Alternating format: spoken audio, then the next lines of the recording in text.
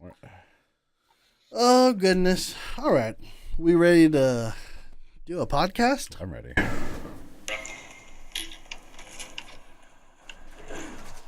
You guys, sure you don't want to be naked and just use your fists? I mean, this is getting real weird real fast. Pretty sure. I mean, why not, guys? That We only kind live of sounds once. like Cody. Who is that? That's Ninja Blevins.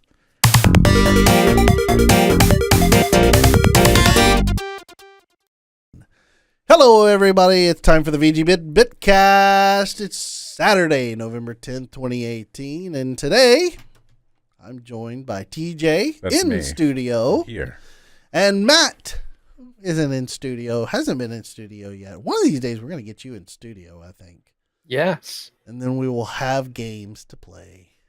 We'll Word. get him on that arena leaderboard. Yeah, that's true. Which, if you haven't watched this week's episode, is Rocket League. It's so good. Fuck. Of course it was good. You were playing. I know. Damn it. You're all like, I racked up another win. Of course you did. Not Shut to up. spoil anything, but it was a 3v1, so I thought it was okay. It was slightly tilted in their favor. Slightly tilted in our favor. Well, you know, if it had been 1v1, it would have been boring for everybody. I just don't see how we couldn't have won that. I'm so frustrated. It's, you know, it's a lot of awareness. I was aware of where the ball was the entire time. You just couldn't get there as fast as I could. I just watched you go, woo, score. Fuck. So if you want to see some high low level playing, go watch that. It's fun. It was fun. It was fun. Yeah. We try it again sometime. Yep. Maybe we can actually beat you. I haven't played in a while, so maybe. Fuck. Anyway. Like changing the subject. Changing the subject off of TJ whooping our ass in Rocket League. It's podcast day. It is. It's not Friday. Nope. We had to delay a day. Yeah. Fortunately, it worked out for everybody. We would go, or most of everybody. We Yeah. record today. I said tonight. It's friggin' afternoon It right is. now.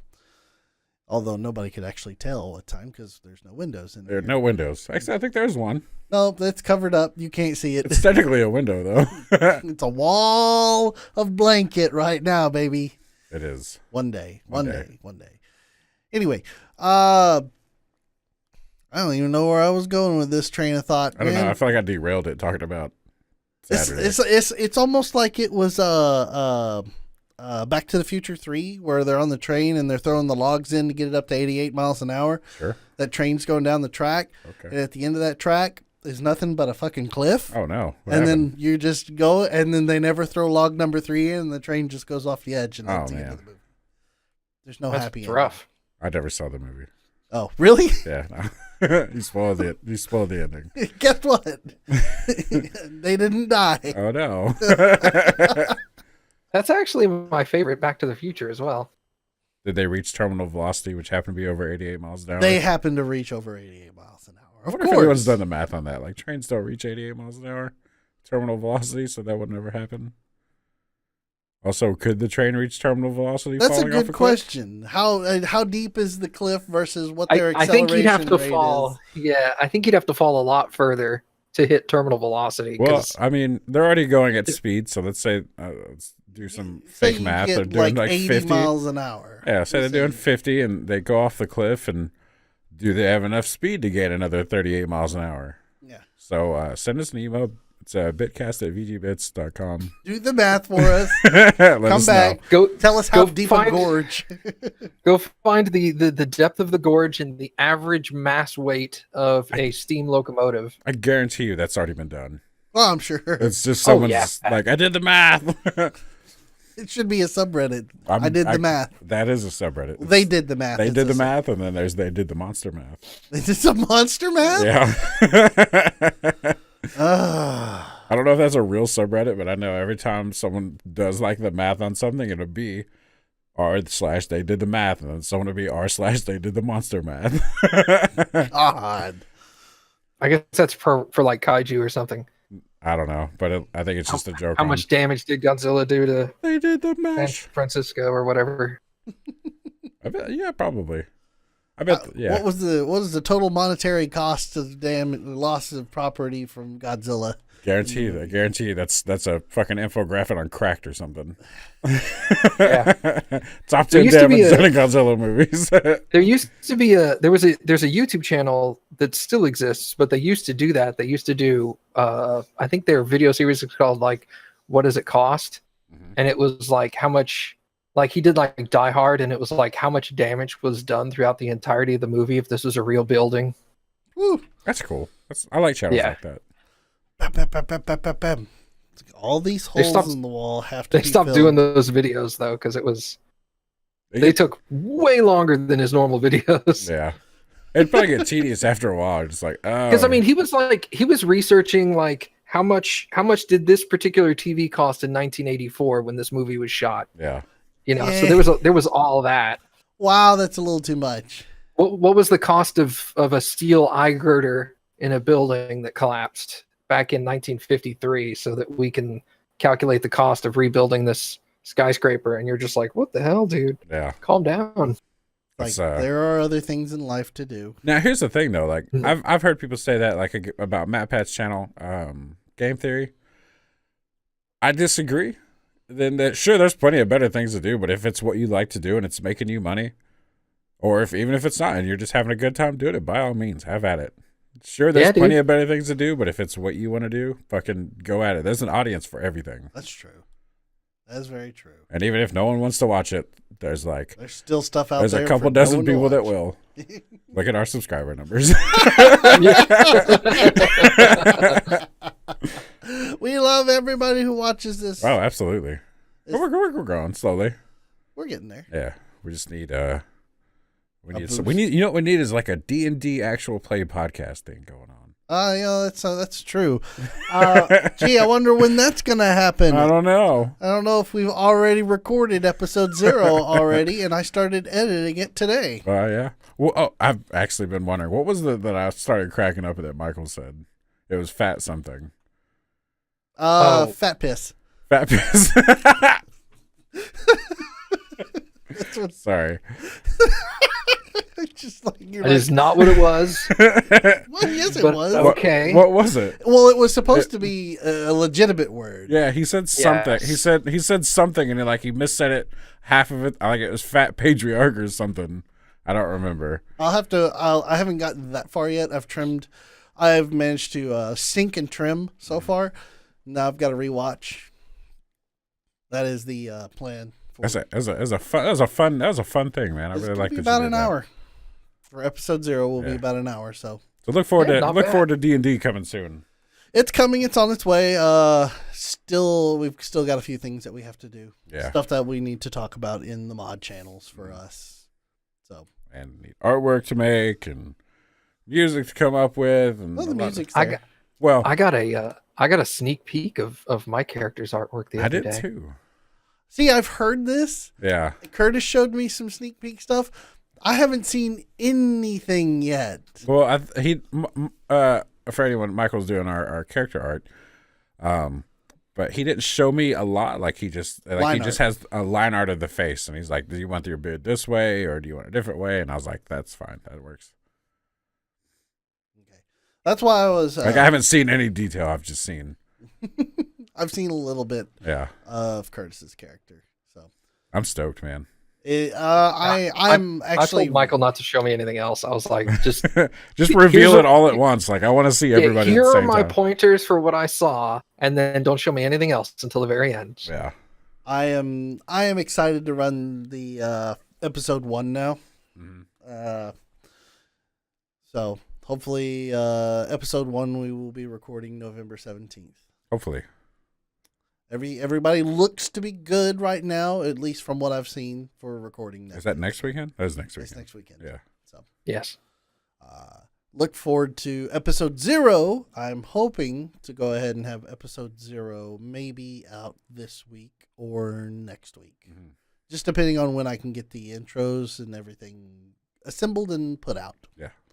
So Yes, we have a new show finally coming out. Finally. We've only been talking about D&D for how long now, TJ? Well, total, probably the entire time we've known each other, I think. But for the channel, I think probably for like the last 3 years. We almost started right about the time we probably halfway through when we started the channel, so at least 8 months. Yeah, I was Something gonna say, like that, yeah. I think it's legitimate. We have been legitimately discussing this. We've been on as the a cusp of a possibility D&D game for so long. for 8 months, and then we finally have managed to pull the trigger and make this happen. Yes. Well, I'm glad I was pulled on board just in time. Yeah, man. It's gonna be so good. I'm so ready. That is the way it is for us for adding any type of show to the channel. It takes fucking forever before we can actually pull the trigger and get it onto the show. Yeah. Into the station. So. Well, a lot of it is like we just don't have a ton of free time.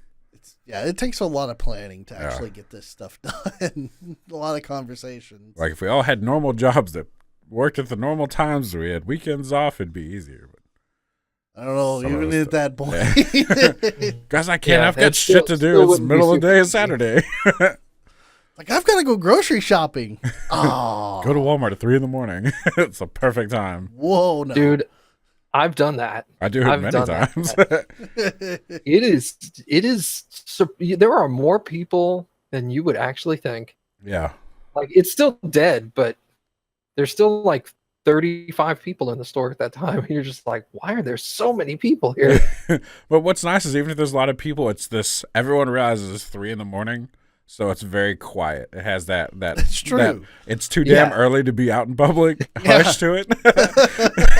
So you're just like, just like you're in a meditative state as you're searching for whatever the hell you need. I think what amazes me the most is the type of mix of people that you get at Walmart at 3 a.m. Yeah. You get the people who are you get the people of Walmart people at 3 a.m. Yeah. If you've ever seen people of Walmart, you just Google it. Well, they're like a 24-hour type of character. Yeah. Right. Well, but you get them, but then you would get like businessman dad would like appear in there at times, and then regular Joe in regular street clothes will be in there, and then teen girl with juicy on her butt pajama pants stuff. Yep.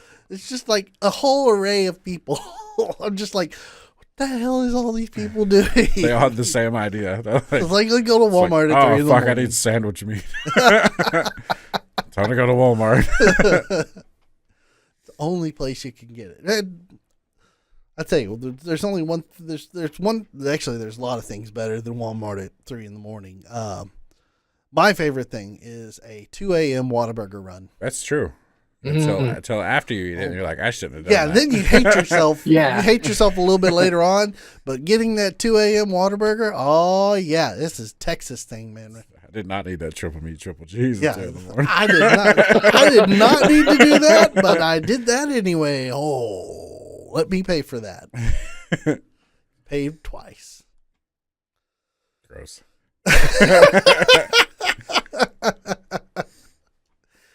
Anyway, how about we go ahead and spin this off into the podcast now and talk about what have we been. We'll talk about our business for the week. Let's do it. I'll go ahead and start things off. Do it. In a shocker, I have not had an opportunity to play any more Red Dead, which I'm kind of sad about. Yeah. I have played a hell of a lot of Galaga, though. I was gonna ask, how's the Galaga thing going? Oh my god, I've played so much Galaga. Good. It's fun. Oh man, well, Galaga's always fun. Well, I meant like the system works. It works as advertised. It was the thing was not hard to put together at all. It was very simple to put together. Yeah. Zip, zip, zip, zip, zip, put it together. I was watching Cody play Deltarune. Yeah. And assembling the cabinet the entire time. Nice. So when I got done, I sat down and I started playing, and I got to level 13 in just that one sitting right there, just firing off. I was like, okay, yeah, all these skills come back. No problem. Very cool. Controls feel good. They're all mechanical controls, so you hear the click, click, click, click, click, click. Nice. So that nice on-off and the Yeah. buttons, all the buttons, no problem.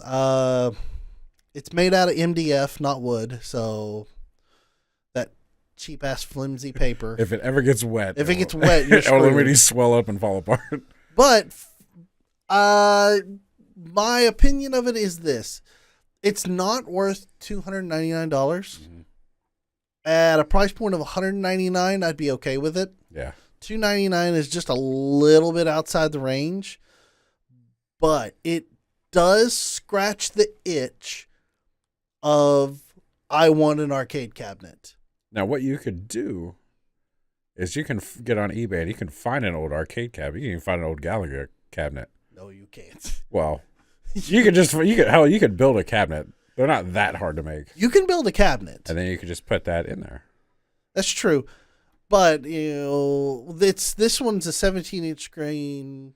It's an actual LCD screen. Easy Thankfully. enough to replace. But, like an original Galaga cabinet, those are $2,100. Yeah.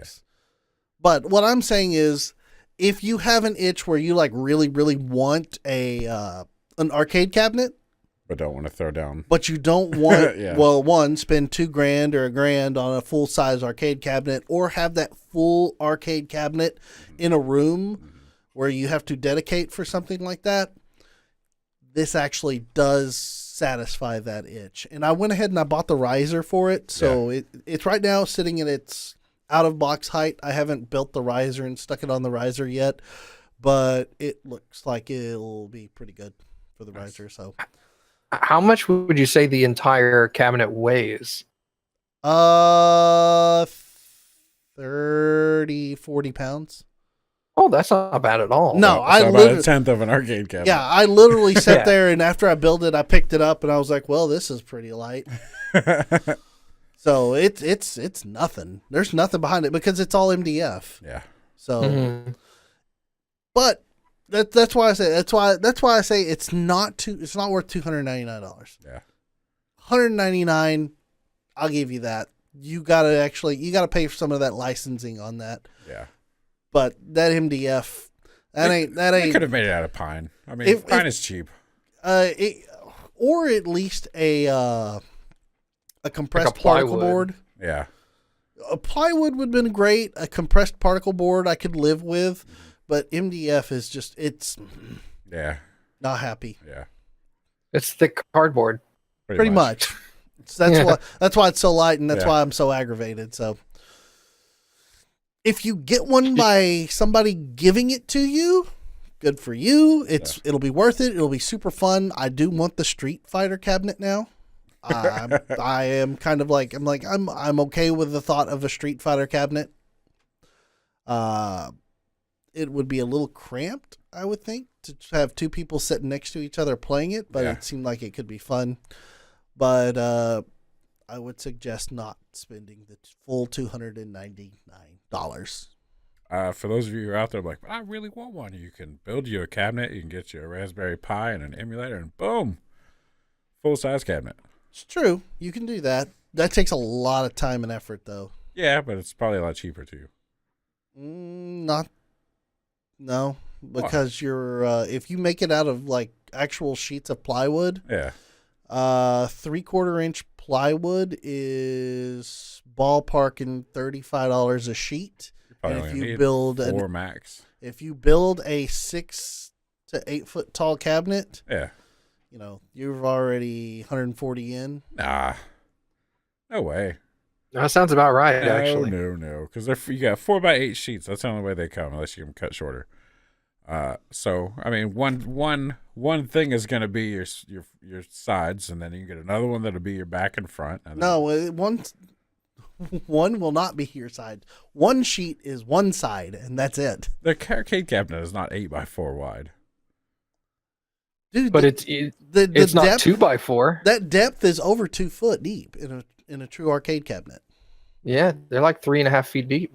Oh, what do I know? Because you have to factor in the backs are usually flush up against the wall, Yeah. and then the front has like a huge poke out where the controllers would normally Well, be. see, the joysticks. that's the and great buttons. thing about building your own cabinet. You don't have to build it to original specifications. You can build it to what your manufacturing specs want to be. That's true, but Because you don't need if you got- all that space in there, because you're just throwing in a 2-inch thick monitor.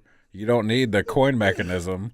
You don't need all the weird control mechanisms because now you can just slap, some. Oh, but man, you want to have those coin ops in there, and you want it would weigh like for looks. You could put the front part on, but you don't have to have like all the mechanical assembly. That still costs money though. The front part. That front part of that coin op, yeah, that costs money. You probably cost you about $25. And 3D print that. 3D print the whole cabinet. I would if I could. That actually would be pretty cool to do that. Cool. I would actually be interested in seeing something happen like that. Yeah, because the plastic for that 3D printer is free, right? Well, all told, it'd probably still be cheaper. Than $2.99. I don't think so. Far stronger though. It'd be stronger. Yeah, stronger, I don't think cheaper. I mean, you're. I think you're about $300 or $400 in. That's at the end of. That's better than buying a $300 MDF cabinet. Yes. Well, I mean, even better than buying like if you want a full arcade cabinet. I mean, it probably overall about the same for building it yourself. Of course, you have to pay someone because you have to find a 3D printer big enough to print a 6-foot tall, 4-foot wide cabinet. Build puzzle pieces and slowly assemble it over time. Yeah. Still, like each of those pieces would be big. Yeah. Yeah. I mean, I've done don't get me wrong. I've done a shit ton of research into building your own arcade cabinet because I have almost went down that path. Yeah. So I've looked at what all these controllers, what all this wiring, what all these monitors costs and everything. It's cool if you do it. Mm-hmm. It's going to be a little bit more expensive than what these tiny cabinets are, but it'll be better quality and last longer. And it's way more moddable. Yeah. You just I'm tired of playing Street Fighter. Yeah. Let me just switch over to Battletoads now and go. Yeah. But I mean, it's not a bad product. Yeah. I give Arcade 1-Up maybe like a B-. I wonder if you can just put more games onto it. There is no access to you would literally have to take the metal housing off the monitor, because the way it is, there's the monitor, and then there is a block that's on the back end of it that houses the power supply, and I'm assuming the Raspberry Pi that this thing operates off of underneath that. So you would probably have to disassemble that whole assembly and then easy peasy. Just reach in there, you pop out that SD card. The problem is they have their own custom screws? No. Their own custom overlay for how to access like the game. Mm-hmm. It has, when it boots up, it says Arcade 1-Up, and then there's a little decorative screen, and then it has Galaga, Galaxian, and then you move up and down to choose between those two. Easy. So it's got its custom coding in there. I bet it'd be easy. Basically, you'd have to reprogram the whole Raspberry Pi. Yes. Nah. I'm sure somebody out there has probably done it. But I'm going to buy one and just tear it apart. Sure. There's probably people out there who are bored, be like, hey, just boot this flash into your cabinet and you can get all the games. Probably. So, if you want to burn down, $200 or $300 to do that, go right ahead. I'm not going to do that. Yeah. Not condoning piracy, by the way. But, like for the Galaga cabinet, though, it only works on games that you can move left and right, though. Because they literally have the slot cut for just moving left and right, even though the joystick actually supports moving up and down itself. Dremel tool. That's easily fixable. Well, on Street Fighter, you have to Dremel out the whole circle so you can get the full quarter circle. Yeah. It'd be easier to just buy the Street Fighter cabinet and modify it. What? No, it would not. It would be way easier to take a Dremel tool to it. No, it wouldn't. You'd wreck it. No, you wouldn't. Anyway, I bought it for nostalgia reasons. So I think he just means you would wreck it. I would not. Not people in general. Just TJ. I am not clumsy. The control panel itself is there's a half-inch MDF across the top, and then it's a plastic container that's screwed onto the bottom of that control panel.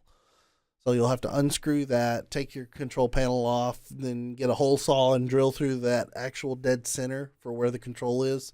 It'd have to be big enough to. You know what? Never mind. I'm gonna go steal this. I'm I'm gonna gonna go go- buy one and just fuck it up. I'm being a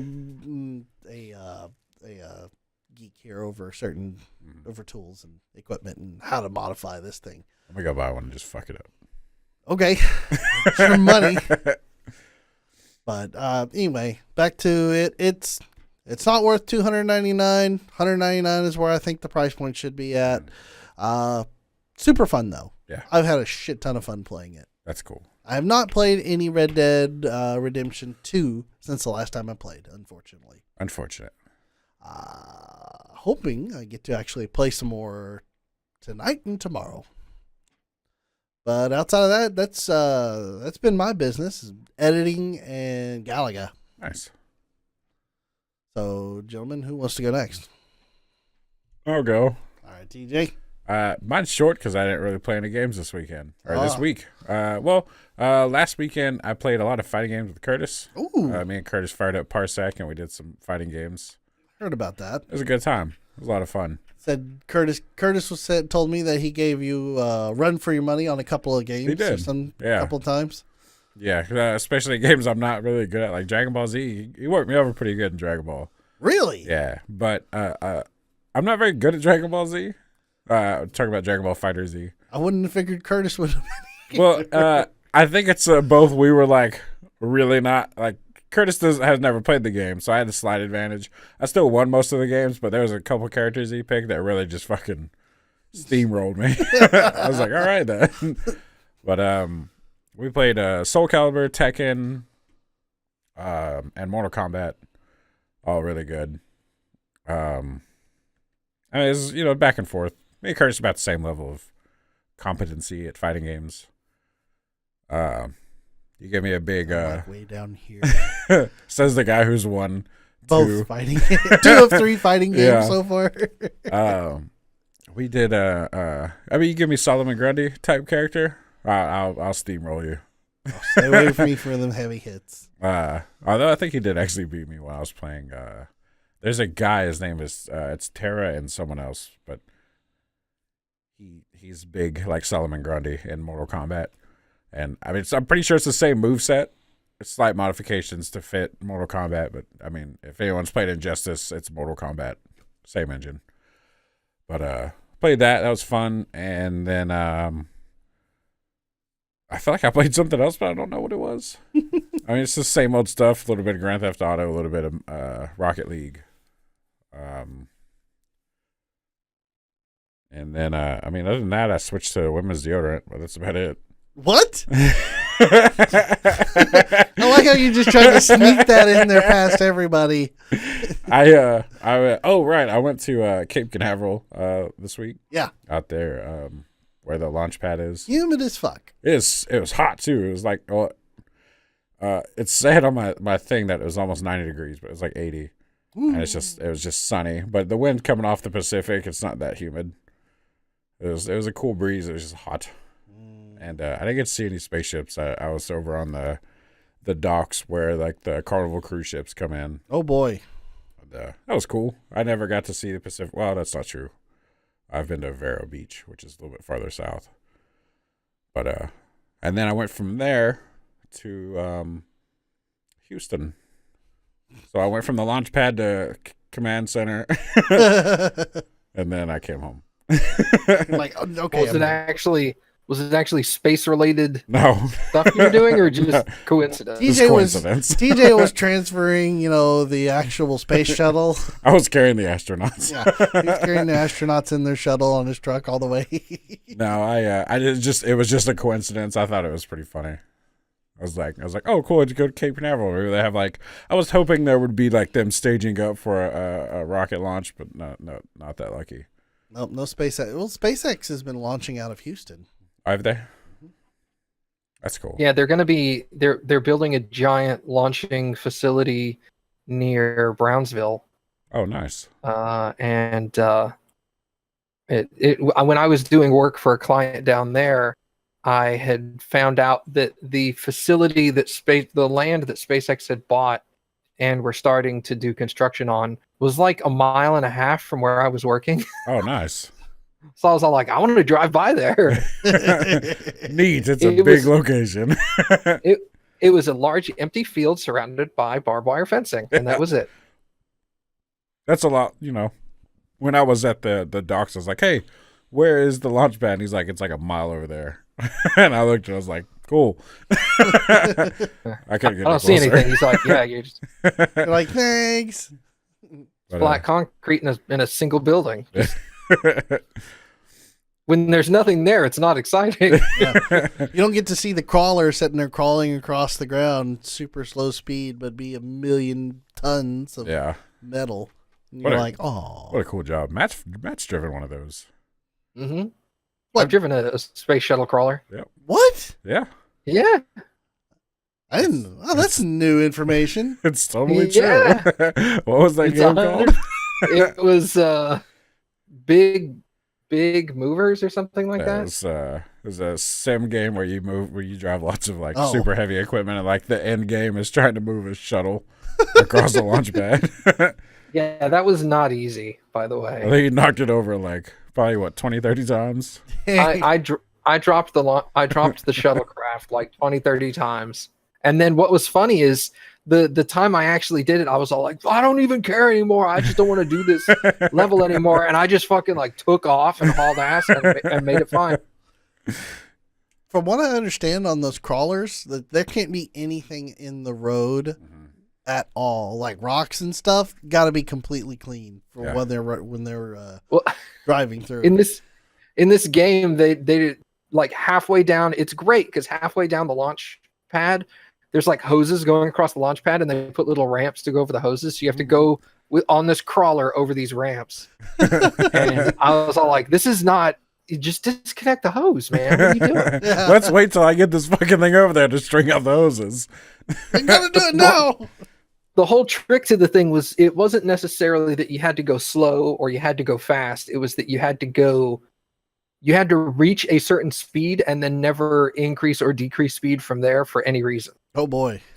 You had to keep that consistent level of speed, because if you started or stopped, if you like increased or decreased speed, the shuttle would start tilting. Yeah. Wobble.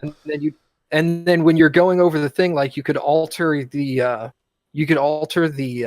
elevation of the front or the rear of the crawler.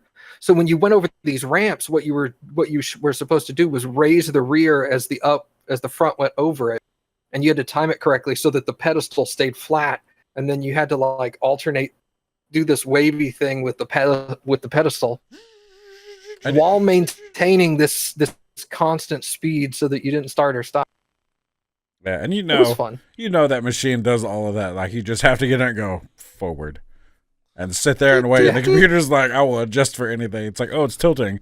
Deep, deep. Yeah. That is 100% automated. Yeah. There's no way they would risk a $6 billion machine to one guy and be like, are we tilting over it? That's too far. Oh, nope. Oh, up. All right. Steve, we're tilting too much. It's all right. I got it. Steve, come on, do it. I got it. Oh shit.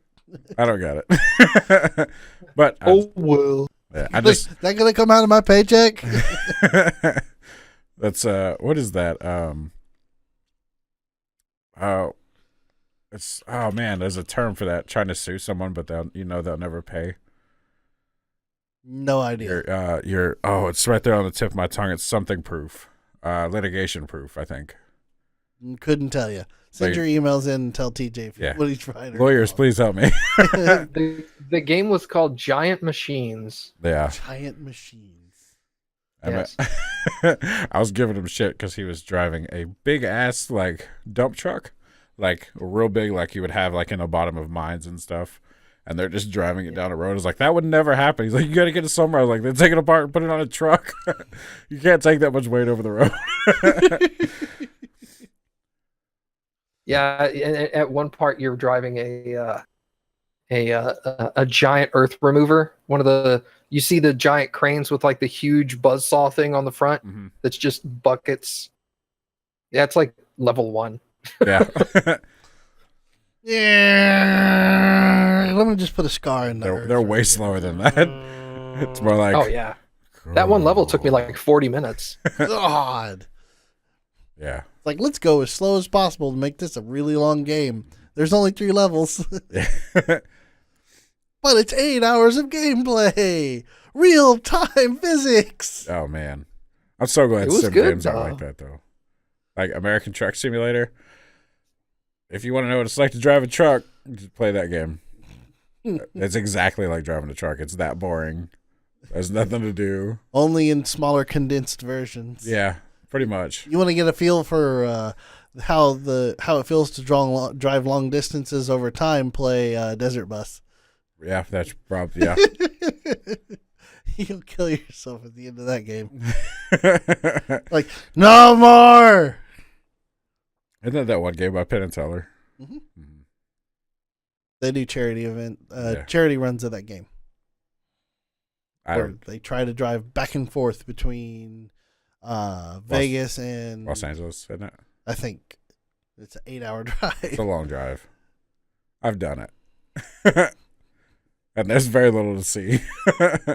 Just like the game. Pretty much. Amazing. But other than the deodorant thing, that's about it. We never touched on the deodorant thing. I thought about Yeah, letting care it to go. elaborate? Okay, so I went to take a shower and I realized that I can't find my deodorant, so I don't know where it was. So I was like, I need to buy deodorant. And I looked and they had 4 brands of deodorant. They had Old Spice, they had Degree, they had Secret, and they had Dove for Women. And I was like, Secret's $1 cheaper than the men's deodorant, so I'm going to grab that. And it smells nice, man. It smells really good. It works just as well, and it's $1 cheaper. Strong enough for a man, pH balanced for a woman. Yeah. And it smelled great. Like, it was such an absurd smell. Like, it smelled like a woman was nearby. So, like, every time I did stuff, like, I'd reach up and do something like, man, that's nice. Like, the first couple of times, I was like, man, what is that? That smells really good. You're like, around me? Somebody real sexy is nearby. Damn right. See in the mirror. Oh, it's you. Yeah. So, yeah. You know we weren't going to let that go. But, yeah, that was it. All right. Matt, what have you been up to? Oh, I've been out of town all week Oh, for boy. work. So I spent I drove 8 hours through the middle of nowhere into the desert in Texas. Almost like Desert Bus. It's Almost. almost exactly, except there's more to see. Yeah. There's a couple of There's horn actually- toads. There's actually some like carved out mountain roads and stuff like that. So that's kind of interesting. Yeah. But I spent the entire drive up there, and then the 3 days I was there driving around, and then the next day driving 8 hours back, listening to the Critical Role podcast and getting caught up on that because I've never listened to it before, And it's and good. it's really good. I like Some it. parts are not. I've grown to hate the whole group. Once Matt gets caught up, I can like discuss with him why I hate the whole group. Not individually. Yeah. Some they're all good and fine. Once you get caught up, we'll talk some more about Yeah. it. You hate the group, Yeah. is what you're talking about. You The hate- group, the group decisions and some individual decisions, I'm like, I would not be friends with any of you. Like, I don't understand what you're doing. It only gets better. Yeah. I'm not gonna talk anymore about it because Matt's still. But I mean, but other than that, the story I- gets real good. before and after that, I played a little bit of Odyssey on either end of that trip. But other than that, not much. I bought some D&D dice, but that's it. D&D dice.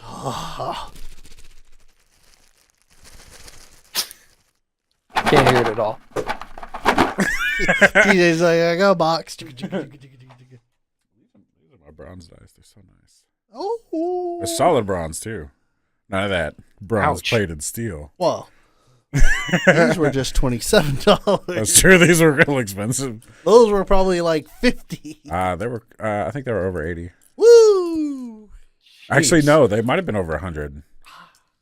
But I can't justify.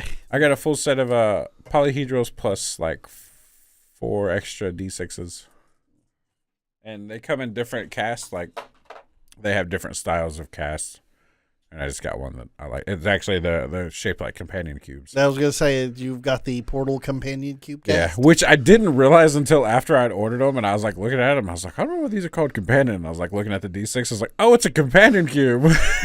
I'm This stupid. is a triumph. DJ's taking a note here. Huge success. You look at it. That's a little companion cube. Yep. Here. I will show Matt. Oh yeah, Oh, okay. Yeah. and they're nice. They got a nice weight to them. They're I think they're almost as heavy as my steel ones. Here, feel how heavy that is compared to that one. Your steel one's heavier. Well, it's also a lot bigger. True. Giggity. But they got a really nice weight to them, and they roll really well. And I like them a lot.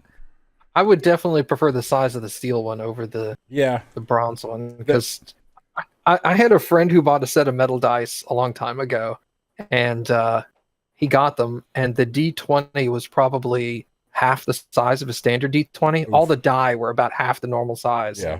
And he didn't know that when he bought them, but then he got them, and he was all like, "Wow, this sucks." It's like, I didn't want to roll this. These are half the size. You got that one. Oof. Yeah, but I mean they roll well. They're really well made. All the numbers are really easy to read. I like them a lot. I have to like them a lot because I spent a lot of money on them. Spent a lot of money on it. And to be done like, these are stupid. I can't use these. I'm looking forward to rolling for damage. Me with too. All my die. It's gonna be fun. Well, But you're not actually. Well, I guess technically you will be doing that. You'll just be. They'll be damaging us. Yes. Yeah. I was like, you're not going to roll. Wait, yeah, you are. The DM does roll. I only do max damage. I'll damage DM myself. rolls a lot more than any player. Roll for persuasion. I also figured out what we did wrong. We were playing a long time ago. We had both bought starter packs. Yeah. For I'd bought Pathfinder and you'd bought 5e, and we played the Pathfinder one, and I realized what we did wrong and why no one was hitting anyone. It was because we were not rolling for our attack modifiers. We were just rolling straight D20s. That's right. We didn't add any proficiencies for it. There's like, you got armor A class 18, and no one's hitting. There's no one's rolling a 19 or 18. I know, it was like, God, how are you supposed to hit? It was tough. But we did make it through. Made it to the dragon. Yeah. Dragon was mad at me. Try to be cheeky. Hey, it worked. It worked until he spit a fireball at you. Well, that's because within range. Through the door. You had cover. I rolled for cover. I probably didn't. I didn't know shit about advantage or We didn't know disadvantage. nothing back then. We were trying to figure out how to play D&D at that point in time. I was like, how do you do this? Yeah. It was fun though. Oh, yeah. It was just fun to play. Like, even if you're bad at it, you don't have to do it. Like, just play it. Well, there's the board game that we played, the Forgotten Kingdom, that I had bought while we went to Madness Comics and Games. Oh, the board one? Yeah. That was fun, yeah. That one, you could automate the dungeon, and you had your characters, and then you had a game master, and then you automated the game with the card draws. So whatever the card would draw would be the action of all the monsters in the dungeon. So like some of them would just like every spot in the game would just respawn all the monsters that you just completely killed. Yeah. In the entire dungeon, and you're like, oh. That's the one where we had to put the dungeons together. Yeah, and that one we were supposed to do it when as soon as you attack that whole section, Yeah. all those enemies would start moving toward you, so you'd have to take them out and get to the end. And I think you had to like kill a core or something that was spawning all the enemies. Good time. That was a good game. We should play that more. It was fun. It was $100 if Yeah. I remember correctly, but the minis were in good condition. Minis were nice. Very nice, and in fact, I may use some of them. Yeah. Now that I think about it, and the people who made the game really responsive. When I received a mini that didn't have a base attached to it, so I sent them an email saying, "Hey, can you send me a base for this mini?" It didn't get glued on at the time, and they just sent me a brand new mini with full bass and everything. That's cool. Yeah, I was like, hey, just replace the entire thing instead of send me a bass. Yeah, it's like, that's cool. There's also a game based on that, which I own and I play. It's fun. Same whole premise as just PC game. Just PC game. I forget what it's called. Super Dungeon something. Fun times. Awesome. Anything else been doing, Matt? We kind of hijacked that. No, that was my week was very uneventful. All right. Well, I guess we can go ahead and move on from what we've been doing and move on into the news for the week. Right. News is a little bit shallow this week, but there's been a few interesting things. I'll start off. I've got one article this week, and it's kind of one thing that was interest me is the Sony PlayStation Classic. Mm-hmm. You know, not too terribly long ago, they released the full game list, and then we tore the game list apart and made fun of it because that's what you do when they make poor decisions. Sony made more poor decisions with this, apparently. Kotaku had gotten their hands on the... Sorry. Kotaku had gotten their hands on some healing. Kotaku got their hands on the game, or on the actual little console, and was able to play with it for an extended amount of time at PlayStation headquarters. And what they noticed was, instead of PlayStation using their proprietary emulators that they have already developed for PlayStation 1 games, Sony went out and used an open source emulator. Oh, that's shady. That was, if I remember correctly, was PSX Reloaded is the emulator. I haven't used that one. Oh, okay. PCSX Rearmed. It's the ARM port of PCSX Reloaded itself, an offshoot of the original PCSX emulator, which ceased development in 2003. Lame. What the hell, Sony? Yeah, especially you got your own emulator on this stuff that works across all your other platforms, and why would you do that? Yeah. Seriously, why? The only thing, well, does the PlayStation Classic console use an ARM processor? Because that's the only thing I can think of. Is maybe their in-house one doesn't properly support ARM processors. Maybe, but then again, it's if you're going to put out a product, I would suspect that you would just throw down a little code and put a little effort into it instead of just taking an open source from if we look at the community out there that's been basically pirating your games forever. You're like, well, if you're doing it, I'm going to do it too. It's not pirating if you own them and you're like, but my PlayStation is shit the bed and I can't find another PlayStation. Okay, true. I mean, I have ISOs of my PS1 discs, and as long as you have your ISOs, you're covered. You can rip ISOs of your own discs and works. It's legal. Yeah. So, my thing is, they didn't want to put any money into coding because they didn't put any effort into creating a good game list. That's true. This is very plainly a cash grab for them. Oh yeah, it is. They're like, oh man, Nintendo's looking real sexy with those classic consoles. Like, we'll just throw one out there. What can we get? What can we put on here? Well, we can slapdash together, see what we can get out of this whole thing. I really am kind of close to canceling my pre-order now. Yeah. On this, because it's kind of just a little bit disgusting in my opinion. I mean, nothing on that list, really says anything to me. Like, none of the games. I mean, some of them are good. I mean, there's 4 out of 20 games that I'm like, I would play that. But I'm gonna be honest with you, I wouldn't. It's like I barely have time to play the games that I'm currently playing. I'm not gonna sit down and play Final Fantasy VII again. Yeah. I mean, only if for nostalgia reasons doesn't appeal to me because I never owned a PlayStation 1. So it doesn't scratch my itch. Oh, which, speaking of real quick, if you're looking to get a Super NES Classic, they're back on Amazon right now. Mm-hmm. And in Walmart. I saw one at Walmart there. I was like, I'm going to buy you. And I was like, no, I can't. I have to buy food. No.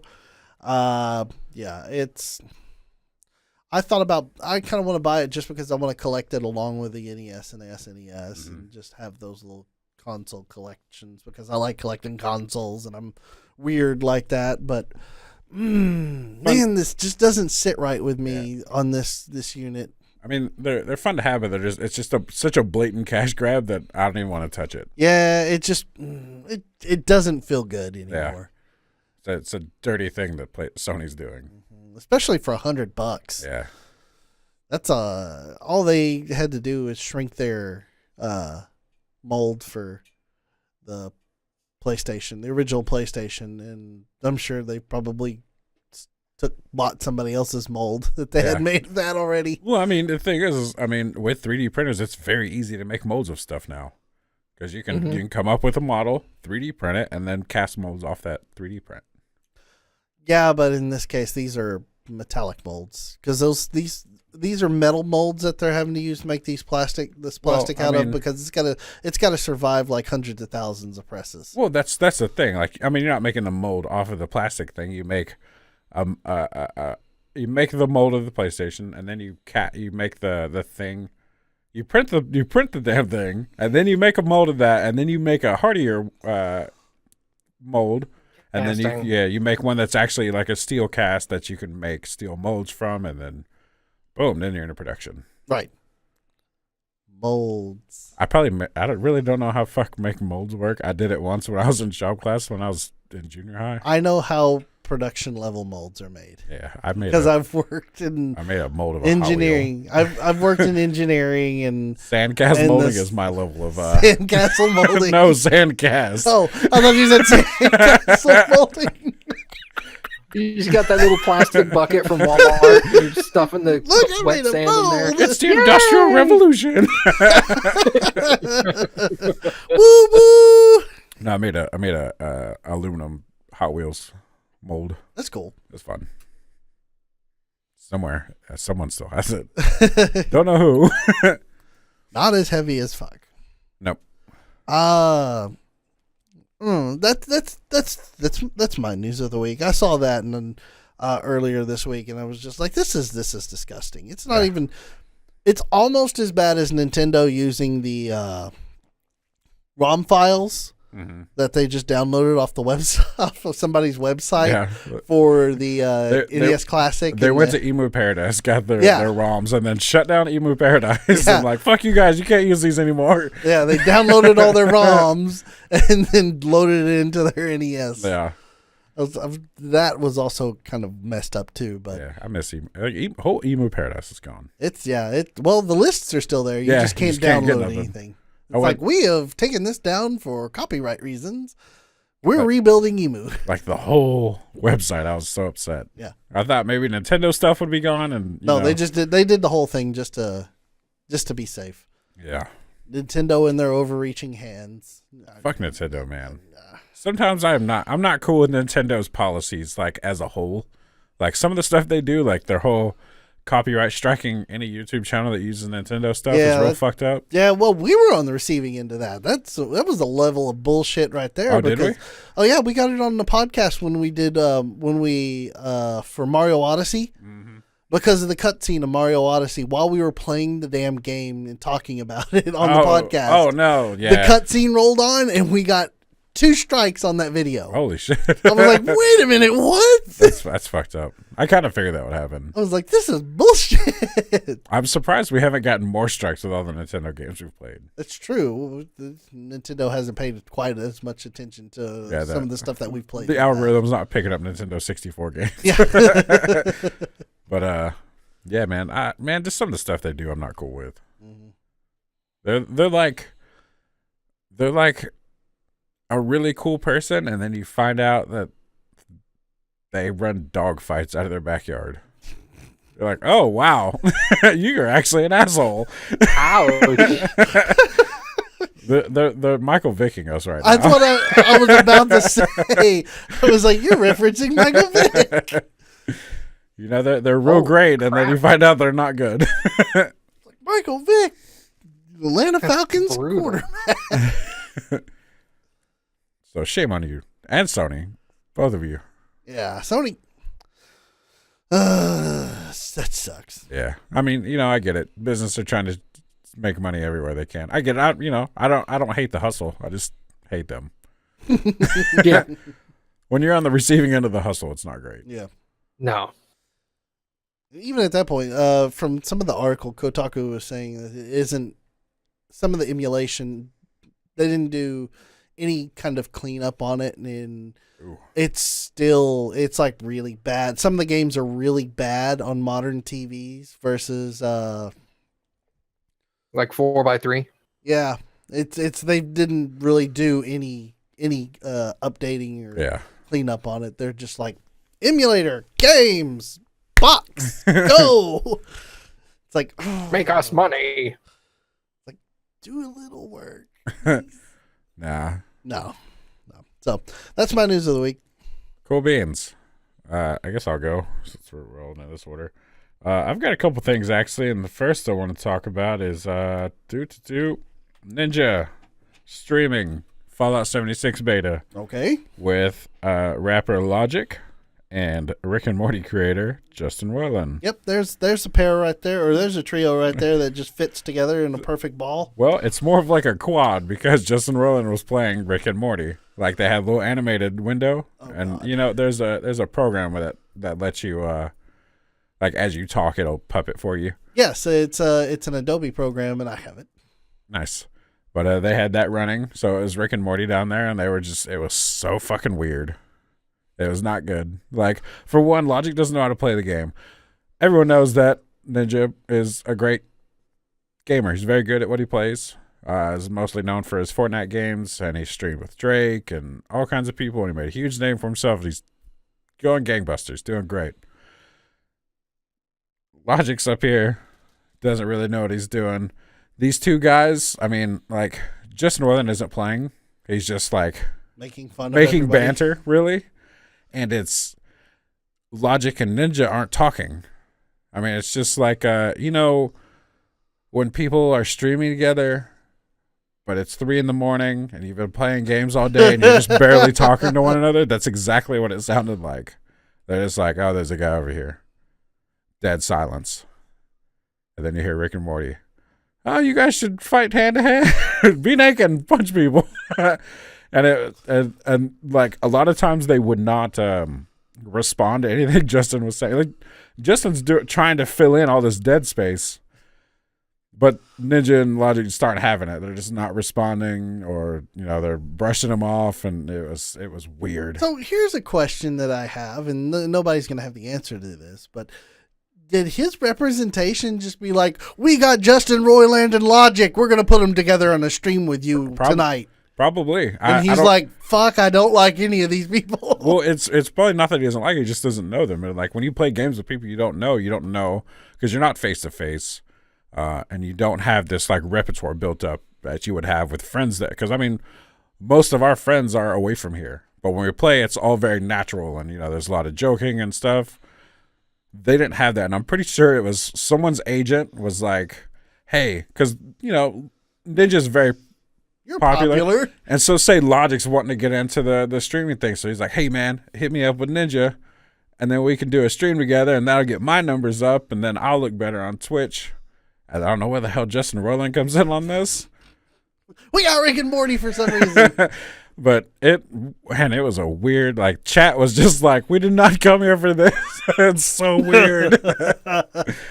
Well, it's kind of like the situation when I first came on here to do the first podcast I was involved in. Is I was all like, I know TJ. That was the extent of it.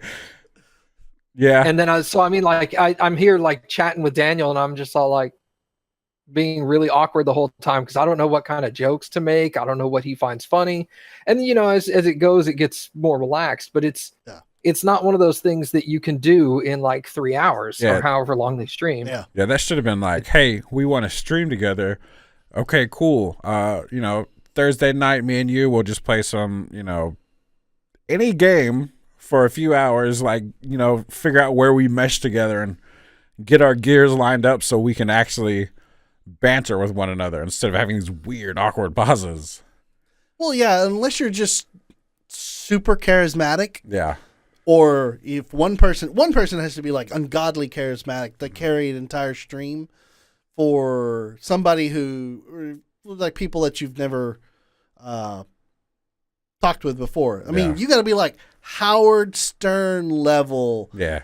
To be able to make stuff work like that. Yeah. And the thing is, Ninja's not. Well, I mean, he's a very good streamer, and I mean, he knows how to get with his audience. But the thing is you're now introducing celebrities and sure, Ninja's a celebrity in the Twitch sphere, but we got to remember, streamers are still just people, regardless of what that one. They are. So, F level celebrity. Right? They're not even. We're not even F level. There was a I forget what his name was. He's like a nobody streamer. He's like getting 100,000. Followers or something. I mean, it's a lot of people, but it probably wasn't even that high. But he, I forget, it was like a panel, and he's like, this is gonna come off weird, and I don't know how to say this, but I think of me being a Twitch streamer, I'm better than most people. Yeah, he said that. It was so fucking weird, and I'm sitting there watching. I was like, who the fuck is this dude? But I can't remember the dude's name. I'm sure I could look it up, but it was very weird. Wow. Yeah. What a terrible human being. Yeah. And I mean, everyone is normal people. I mean, sure, you've got celebrities and all that, and you know, it's weird to meet celebrities, and it would be awkward. I know where Ninja would be coming from, because if Bruce, I wouldn't do it with Bruce Willis, because Bruce Willis is an asshole. But some celebrities like, hey, you want to play fucking Tekken? I'd be like, all right, cool. I don't know what jokes I can make with you. I don't know. Is your PR rep going to be like, well, you can't say that. Don't say that. Just shut this down. But you know, I get why it was awkward. It shouldn't have never happened. Yeah, really. Yeah, I mean, there should have been more prep work. I think it was very much a Ninja's popular, Logic's a popular rapper. Here's Justin Roiland. Here's popular things. Let's put popular things together. It's only going to make it mega popular. They put pizza and ice cream in a blender, and it came out smelling like shit. Oh my God. That was like my pop culture news there. On to other things. Overwatch's next update, which as of when I read that article, does not have a release yet. Soon. Trademark. Soon. Yeah, soon. It's going to reinstall Overwatch for you. Which sounds terrible, but Overwatch isn't that big of a game. I think it's under 14 gigs, probably around 13. So not super big, but if you've got meter data, that's something to think about when you go to update. But a lot of it's going to be actual game patches, and they're fixing stuff. And I think overall they felt it would just be easier, instead of patching all this stuff, to just do a whole reinstall. So I can see that. Yeah. I mean, it sucks. It's funny that they're like, this update's so big. How big is it? It's going to reinstall your game. I just think the timing around the announcement that this patch is going to reinstall, and then Jeff Kaplan has been out in front of the news talking about how to make Overwatch fatigue less of a thing. Oh yeah. So I'm just sitting there going, we're gonna erase everything. Start from zero. Exactly. It's like, now you can't worry about Overwatch fatigue. You have to get it all again. You said Overwatch. Overwatch? That's what you said. Overwatch. I can't not call out things. I know I should have just let it go, but I really want to call them. Nah, dude, don't let that go. I would, if you let stuff like that go on me, I would be disappointed when you. Someone's gonna make a supercut of all of Daniels. He's over here rolling for damage already. Ooh, that's not good for your barbarian. I don't have a barbarian. That's not good for your cleric either. Well, what's the attack roll? It was a 6. It didn't hit. No, see, this is a 10 or below, or 11 or 20. This is for a decision for me. But yeah, I mean, big update. I don't, I get why, but it's funny. It is kind of funny. It's like we're going to just reinstall the entire game. At this point, why don't you just have everybody else just go ahead and uninstall the game? Well, yeah. Just be like, let's just go ahead and uninstall the game for now. Yeah, but you know, You're going to download the patch and then run the installer, and the installer is going to be like, all right, let me uninstall the game for you, and then now we're going to re-download the game. Well, here's the thing. You ever install a game, like you download the exe and you install, and it's like, cool, now I'm going to update. I'm like, why didn't you just give me the updated The most EXE? recent executable. It's like, nope, we just have the base exe, and then you have to update 16 extra gigs. Fuckers. I hate that shit so much. Red Dead 2. We got day one patch. Fuck. Update day one patch 5 hours later. Oh man, that's the worst. Like, that's really kind of like fucked me up on buying like new consoles and stuff. It's because you're like, fuck yeah, I get PS4. You open it up and you hook it up and you installing, downloading. Boy, I hope I have fast internet, because if I don't, I'm gonna be here all day. I better go open up other shit. Which I have monstrously fast internet now. It actually has gigabit upload over there. It's I have fucking gigabit ridiculous. up and down now. God, you suck. Oh my god, uploading a video that's like 15 gigabytes is like that. It's ridiculous. Disgusting. It was so disgusting when I was uploading today. I was like, oh, that's so wrong. Look at it go. Oh, I hate your stupid face. He sent me a picture. He sent me a screenshot of the speed test, and it was like 938 down, 938 up. I'm like, what in the fuck? It's disgusting. I was like, ooh. And then the entire house is wired for network too. So Oh man, it's wonderful. this house is wired for network too, depending on how much cable's on the floor.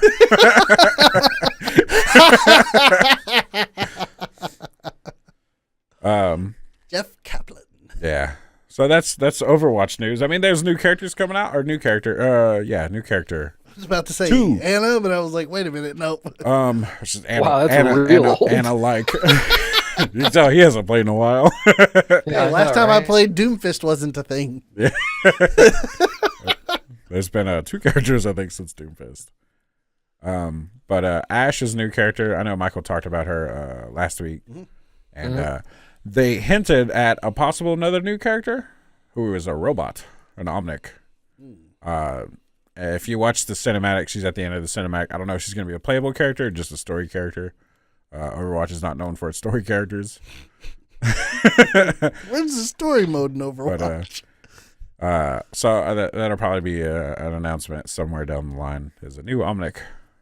New future Omnic, not like Bastion Omnic, but like future. Like Eve from Wall-E. Yeah. Oh, I saw that. Yeah. Yeah. Like adult size Eve. Yeah. But I thought that was really cool. And then other news, which might be fake, so don't quote me on this. Fake news. Possibly fake news. Fake news. Valve may be working on their own VR headset. Wouldn't be surprised if that was legit news. Yeah. So someone had posted pictures on Reddit, which I mean it's Reddit, so it could be fake, of an HMD opened up. The front of it's opened up, and it's got a PCB with a Valve logo. It's not a HTC Vive or Vive Pro. It's not an Oculus headset. It's different looking. It looks like a big ass stereo from your car. Like, the double din. It looks like one of those, just without a face on it. That's interesting. Yeah. So, I mean, there's no news about it, obviously. 'Cause, I mean, shit. It could be nothing. It could be someone bored and made Photoshop the shit out of their Vive headset. So, I don't know. So, I think that's interesting. Something to look forward to in the VR world. Apparently, the website Upload is confirming that this is indeed a potent. It says update. Our sources have confirmed that this is an upcoming Valve headset. Nice. Like, well, aren't we special? Cool. Hopefully it will. Hopefully it will be better priced and equally matching the HTC Pro, Vive Pro. Because I would love a Vive Pro, but I can't really justify dropping another $600 on another headset alone. Unless someone wants to buy my old headset and none of the light towers. Because I'm gonna need those, because the new one does not come with that shit. Unless you want to pay $1,200. Oof. So that's all I've got for news. Okay. Matt. So the news I have, apparently, Final Fantasy 15 has canceled 75% of its announced DLC, Fun. Oh, shit. releasing only a single character DLC. At the same time that they announced that every other DLC was canceled, the game director resigned from Square Enix. Oh wow. And shortly thereafter, Square Enix announced that they had a $33 million loss this year. Wow. I think this spells the end of Final Fantasy. That's not unexpected. The last few Final Fantasies haven't been that great. I don't think it's going to spell the end of Final Fantasy, but I definitely think that Square Enix is going to put Final Fantasy on the back burner for a while and focus on some of their other series that has been either ignored or not utilized to its full potential, like the Dragon Quest series or Kingdom Hearts. Yeah. Because Kingdom Hearts just prints money like it's going out of style.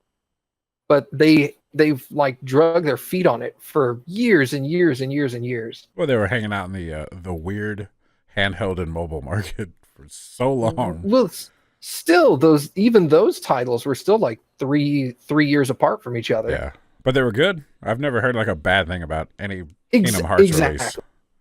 Exactly. That's my point. Whereas Final Fantasy is like, ever since 10, Final Fantasy has been pretty divisive. Either you really enjoy the title or you think it's garbage. Yeah.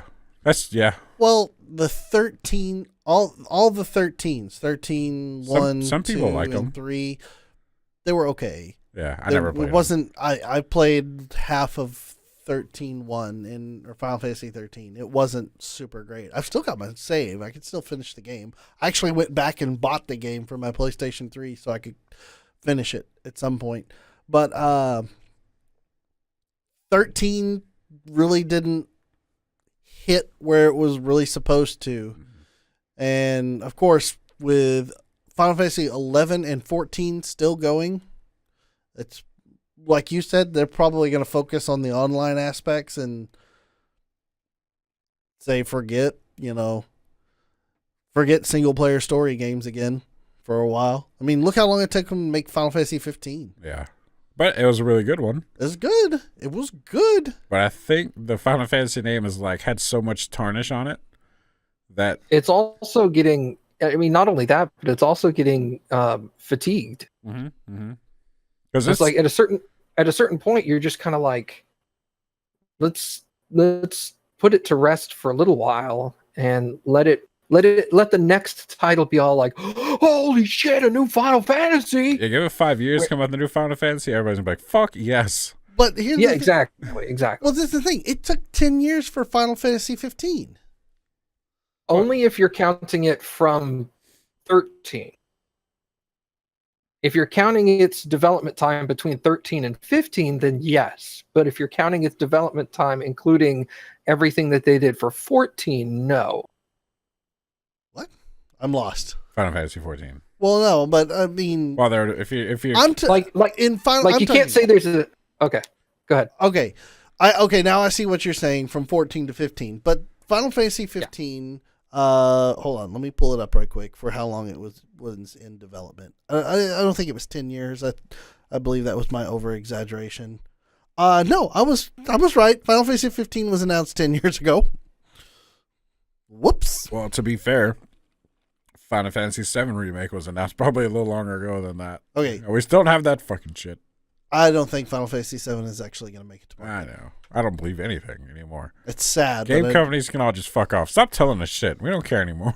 Final Fantasy 15 was formally unveiled in 2013, but it had been in production since 2006. Ow. Good times. Yeah, that's if you have a game in development for a decade, you're doing something wrong. Hello, Duke Nukem. Also, Legend of Dragoon. Yeah. Had a very long dev cycle. At a certain point, you have to realize that title is not going to break even.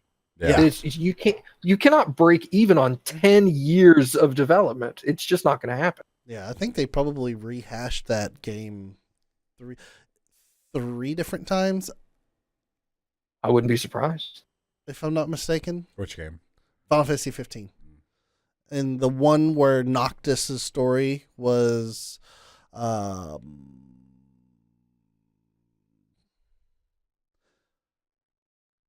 can't remember. I think it was like 5 or 6 years that they had worked on that one. I think like 5 or 6 years should be like you have 6 years to make this game. You can make a game in 6 years. Make a really good game in 6 years. Stop fucking shit up. Like, we fired that director. He wants to go in a whole new direction. No, motherfucker, you're gonna finish this game this way. This is the game that's written. It's fucking halfway finished. We're doing it this way. Yeah, you get a different vision, different director, which is sad. Is when the original Final Fantasy director left and Final Fantasy 15 was handed over to somebody else. Yeah. It's a sad thing, especially when Nobuo Uematsu was not doing the music for it either. So. That's why I never picked it up. That's not true. I just don't want to play it. Not that there's anything wrong with it. I just have that Final Fantasy fatigue. Like, since I played 11. I don't think I played 12, and I played 12 was mediocre. 11 was too. 11 was their first stab at MMO. Yeah, and I hated it immediately. Oh no, not 11. Sorry, 12. I played a little bit 13, and then I hated 12, and I'll tell you why. Because it was like an MMO. It was active. They turned on the active combat system Sucked. at that point. I don't want to see the monsters. I don't want to have to. Nah, just let them surprise me. I missed that. You're out there grinding. You're just running around in a circle on the overworld maps. Like, come on. Suddenly, Ruby Monster. Shit. Fuck! Flee. You can't flee. Fuck! You cannot flee. I wasn't ready for this. Party wipe. I didn't say. Oh, man, that was the worst. That's hilarious. Final Fantasy is the game that got me into making rotating saves. Yeah. So I would have 5 saves and I would rotate them all. Yep. Because there's been too many. You'd save outside a dungeon, and then you'd go into the dungeon and have a different save inside the dungeon. Yeah. Because if you wiped in the dungeon and then you tried it like 10 more times, you're like, I'm just not leveled. Then you'd have to reload the save from outside the dungeon. Yeah. Grind a little bit. Because there were times where I got stuck where I couldn't go back, and I was just like, Yeah. I don't know how to progress. I can't progress. I'm stuck. I think it's actually what happened to my Final Fantasy VII. I got all the way to the end, the crater, and I couldn't go back. But I wasn't strong enough to finish the game. That actually happened to me halfway through Wild Arms 2. Mm-hmm. I sped run the game. I didn't really level my characters like I was supposed to and kill all the bad guys and all the sections. I ran around them and avoided everybody. So when I got to one particular boss, the boss would have an AoE attack that hit all my characters. Yeah. Wiped the entire characters off the board. Yeah. Just killed everybody in one shot. And I'm like, well, shit. I'm not high enough level here. Kuja did that to me in Final Fantasy IX. That fucking beam that I don't remember the attack, but it fucking hit everybody and it kept killing me. The only way I beat him was he didn't use it. And I finally killed him. You mean she? Whatever. Kuja was the hottest chick in that game. That's true. I was confused the entire. I'm like, is this a dude? Is this a female? I don't know. I'm the most confused boner right now. It's a dude. Still. It's a trap. But yeah.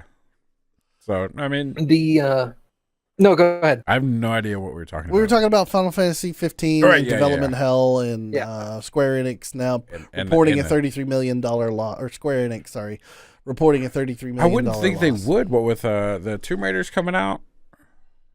I mean, the Tomb Raiders really good games. They're good, but that's probably not enough to offset. I mean, they lost the Hitman series to they sold it to, was it IO Interactive? Yeah, IO Interactive, I That's think. company still around? Hold on Yeah. 1 second. Oh, I think so, yeah. probably. Let me look and see who bought Hitman. I mean, the Hitman's. Yeah, IO bought. Yeah, they bought Hitman, the Hitman from the Hitman. They The bought Hitman franchise. They bought the Hitman franchise from Square Enix so they could continue it, which Hitman 2 is coming out very soon. Nice. And looks really good, apparently. Hitman was always a fun game. Well, I think that's another. I was just going to say they lost another good series. So. Oh, yeah. Yeah. I think that's another thing though. Is a lot of big companies don't, or not. No, the big companies realize this. A lot of consumers don't realize that high quality, good, award-winning games don't necessarily mean that the company is making money. That's true. Because the game could be game of the year, winning all the awards, but if that thing only sold like 750,000 copies, they did not make money on that. Yeah. It doesn't matter that Tomb Raider was fucking awesome if it sold mediocre. And They I want lost to blame money, man. their marketing department really kind of shits the bed on their games. Square Enix? Yeah. Yeah, well, I think the reason behind that is because they, for the longest time, if anything had the Square Enix name stamped gold on the back of the box, it was gold. Everybody bought it. Mhm. And I think they're still riding on those laurels, but they don't actually realize that they've lost a lot of respect over the years, and they need to advertise. They can't just throw their name on a game and expect it to sell like hotcakes. Yeah, and it's not even that they've lost the respect. It's the market has expanded so much that they need to That too. push their way into it. Like this is our shit. Remember us? We're still make great games. But, you know, I mean, there's tons of other good companies that make tons of good games right now. There's a ton of indie companies out there that are really pushing in the market now. Yeah. By the way, congrats to Moan and Throwing on their picking up that grant from Unreal. Oh, nice. I didn't hear about that. Yeah, they were one of 30. There was 30 plus indie developers that Epic had selected. They were one of 30 for a portion of an $800,000 grant. So nice. Good job, Moan and Throwing. The game's awesome. Go check it out. There's pirate hats. Probably helped that they're right next door to Epic. But no, that's really cool. I'm happy for them. Yeah. Just wanted to throw that in there. Sorry. No, it's all good. Moan and Throne is on Steam, $14.99. Yeah, there's so many. I'm actually wearing my Moan and Throne shirt right now. There's so many different. There's so many levels of games out there now. And if you've been in the past to AAA, maybe you ought to take a step back and take a look at what your product line is and, reorganize maybe. Yeah. Or sell off those, there's a lot of these companies will buy up companies that are going out, THQ Nordic. Are they going out of business now? Or they're buying everything. Oh, that's what's nice to see. THQ is still doing its thing. Well, see, okay, hold on. THQ is dead, okay? Yeah. Oh, THQ. The original THQ is dead. Wait. And then Nordic came along, and then Nordic bought a portion of old THQ. What's the word I'm looking for? Their library. I'll say that. Oh, yeah. They bought a portion of their old library, and then they came around a little bit closer, and then they sat there and said, Then they bought the corpse of THQ and then crawled inside it, and now they're slowly trying to resurrect THQ. Yeah, they changed their DBA is THQ now. Yeah. So it's Nordic Games DBA THQ. Oh, well, it works for me because I was playing a game not too long ago and it was by THQ, and I was like, hey, nice to see that company still going. I'm excited to play this game. Yeah, it's just a reanimated corpse. Yeah, Nordic bought all of the Darksiders stuff. Oh, okay. as well as a bunch of the other THQ titles. Right. And then they came back later and bought the THQ name itself. And now they are rebranding themselves as THQ so that, all these games that everybody remembers as a THQ title are getting sequels that say THQ on the box. Well, that's what I was going to say. I mean, a lot of these companies, they buy up other companies and they have their IPs and they're just not doing anything with them. Like there's tons of IPs that people would love to see brought back and remade or remastered. I mean, there's money to be made if you can find the game that's going to market well, but a lot of people don't want to, or a lot of companies I think are afraid to bring up an old IP. I was gonna ask, because you mentioned this. Is the age of the remaster done now? I don't know. Maybe the age of the remaster, but I think remaking or rebirthing, like with the Lara Croft series or the Tomb Raider series rather. I think like I would love. I was actually just thinking of Turok, and I was like, man, having like Turok, in the Tomb Raider engine would look really cool. Just stuff like that. I think I still would love to play old games on new engines. I personally feel that the term remake and remastering and the concept of doing that needs to, in my opinion, needs to die. Because a lot of these companies are, a lot of the big boys are thinking to themselves, I'm going to buy up all these old IPs and I'm just going to release a remastered version of this old game and put like 3 months worth of work into just making it look pretty. And then I can just crank out more money. And I'm like, guys, if you would just reboot the series, don't remake, for lack of a better phrase, since you brought it up, don't remake Lara Croft 1. Right, yeah. Make a Lara Croft 1 game that's uses the same character in the same universe, but is a completely different game. Yeah. That's what I meant. I'm fine with that. Yeah, I don't want to see like Turok 1 again in a new engine. I want to see a new Turok game. Yeah, see, that's what I'm asking. Is like this. I'm talking about the remaster. Like, we released Bob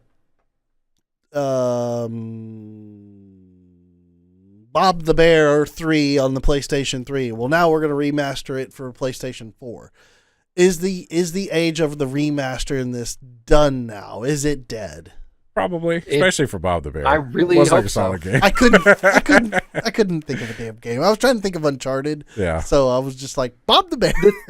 The thing when I realized it was getting out of control is when companies were remastering games that were 2 years old. Last of Us. Yeah. Yeah, it came out like a year later, and they're like, Last of Us remastered, and you're like, that's a year old. Did you add anything new? Nope. Like, now puts it 1080p.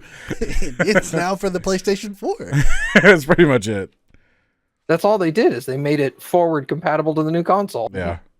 And like included the DLC. Yeah. Oh. Yeah, I think in those instances, it's becoming like a buzzword. It's becoming antibiotic free. It's motherfucker, it's chicken. They can't put antibiotics in that. It never had them in there. It's gluten free. But yeah. Okay. And then my final news article. I was gonna say that went off. I was gonna say we went off a tangent on that one. So where's the next tangent gonna go? We're ready, Matt. Bring it to us.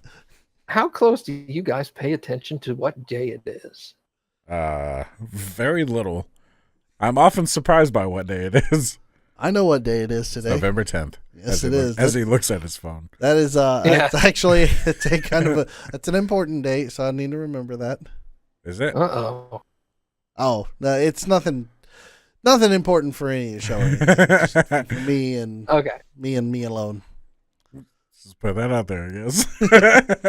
It's an important day. 7 months. 7 months. 7 months. Okay. 7 months. 3 days ago was November 7th. In 7 day. And 7 day for Mass Effect fans. Yeah. So normally on November 7th, BioWare will release some kind of information or updates or something about what they're doing with the Mass Effect series. And unsurprisingly to Mass Effect fans, because of the problems that were Mass Effect Andromeda, people were kind of cautious about this N7 day. And BioWare's teaser was basically, BioWare's celebration was basically, we're going to release a patch for Mass Effect Andromeda on the Xbox One that will give it 4K resolution. and everybody was like, okay. It's better than them just tweeting out nothing. Just that whole day, just only tweet nothing. I'll be in 7 Yeah, days. exactly. The one upside that a lot of cautiously optimistic Mass Effect fans are commenting on is they released like a little advertisement video about like buying our merch and stuff like that. And at the end of it, Casey Hudson, who was the main dude behind the original Mass Effect trilogy and has since become the head of BioWare, has basically they were interviewing like fans and BioWare employees about what N7 means to them or whatever.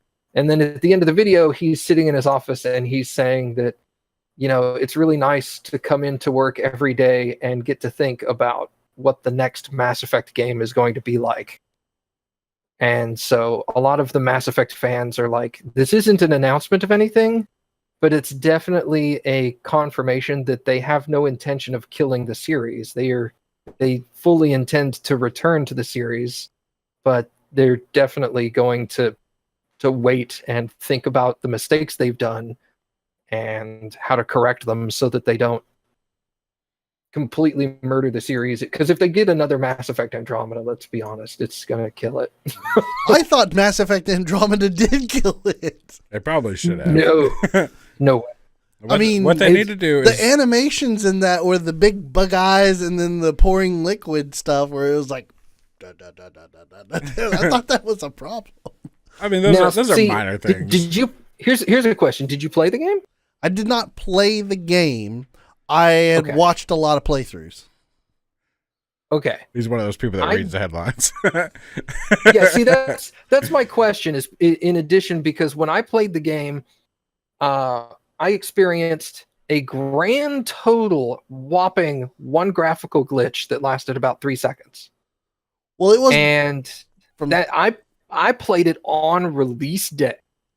From what I had understood on this, and that these weren't graphical glitches, it's just the animations weren't finished. And they actually had to go back and patch to make the animations less clay people.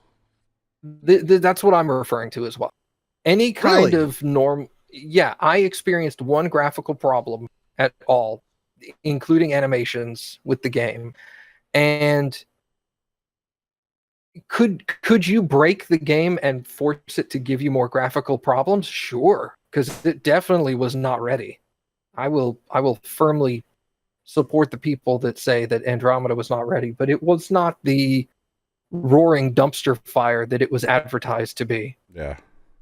The problem I ran into was the stiff face problem, where you would walk up to an NPC and have a conversation with them, and their mouth and eyes would move, but no other part of their face or body would move. That's fun. Well, see, that would be animation. What kind of like what I was referring to. Exactly. That's animation issues.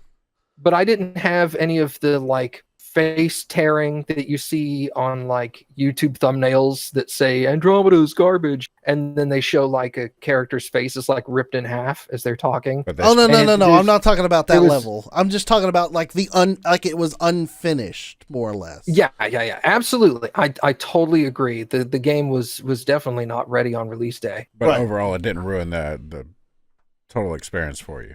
No. The minor issue that I saw, and if there was anything else in my playthrough, I didn't even notice it. It may have occurred and I just didn't see it, or I was paying attention to the story and didn't really click at the time. But I know that within like a week they had like 3 patches for animations and texture problems and things like that. So I mean, I'm not giving them a pass on this. They made a horrible mistake, and they should definitely have not had that kind of a problem. But the roaring dumpster fire that was dumped onto Andromeda that it was not anywhere near what it was actually. I blame EA over BioWare for that. Yeah. Bonkers ass release schedule. It's like, hey, this is coming out tomorrow. Yeah. Like, we're not ready. It's like, too bad. Yeah. Release. The game. I mean, that's more or less what I was referring to. I'm not talking about the crazy glitch bug shit where eyeballs start talking and everything goes off wild and, weird shit like that. I was more or less talking about just the unfinished animations and where they were just, it just needed more polish. And I wish they would have finished and had that opportunity to finish. Yeah. Because if they had a good 6 to 9 months more, I'm pretty sure the game would have been solid. It would, and the fans would have actually enjoyed what they seen. Yeah. The major problem that I don't know if you paid attention to it when it was happening, but the major problem that caused all of this was exactly what TJ said, which was EA rushed the schedule too fast, and BioWare immediately knew 6 months ahead of time. They're like, "There's no way we can finish this in 6 months. Yeah, we just do not have the manpower for this." So they outsourced a lot of the animations, and they focused on fixing the problems in the game engine and doing dialogue, and everything else was outsourced. Mm-hmm. And they got all these files back from these third-party companies for animations and just plugged it in and ran with it because they didn't have any time. Yeah. And that's where they found that they started having all these issues with third-party animations weren't done properly. Mild shock. Yeah. Yeah, so I'm personally of the mindset of if developers should be allowed to make their games, publishers should not be allowed to tell the developers to make their games. Yeah. And I mean, here recently we've seen several times over the benefits of pushing back release dates. I mean, yes, and we've talked about it before, like with Breath of the Wild, Red Dead. Breath of the Wild, they pushed back not to finish it. They pushed it back so they could put it on the Switch. That's fair, but they also had a lot more time to polish it and bring it up to the more powerful Switch. But in all reality, that's the whole reason, and I called that shit back when they first said that they were going to delay it. I said they're pushing it to the next console. They were probably going to push it to the Switch anyways. Cause hey, we're coming out with the new console. It's like, cool. Give us a brief fucking how does this system work so we can start building the engine. And they're like, oh, it's gotta be for the Wii U. And it's like, nope. Well, because you look at that damn pad that they had, it looked like exactly like the Wii U pad for the game. And I'm like, oh, look at that. And they're like, oh, just trim the edges off. Boom, now it's a Switch. Yeah. Tweak the model. Yep. But I mean, just all these games that have been pushed back, the Assassin's Creed. I mean, all these publishers need to look. Yeah, you're spending a little bit more time, but these are like the Mass Effect series, easily a moneymaker. I mean, any big AAA title like that is gonna make you money. It's gonna backfire and blow up in your face if you push it out too soon and it's not ready and shit. Like, I mean, the Mass Effect series has probably got a huge scar on its reputation right now. Oh yeah, because of what EA did. Absolutely. Yeah, I mean that's why I figured that it was pretty much nail in the coffin for the series is when it was pushed out, and then it just like releasing an unfinished game, and then it gets pretty much the level of coverage that it received based on that. Yeah, it's definitely a nail in the coffin of the Andromeda story.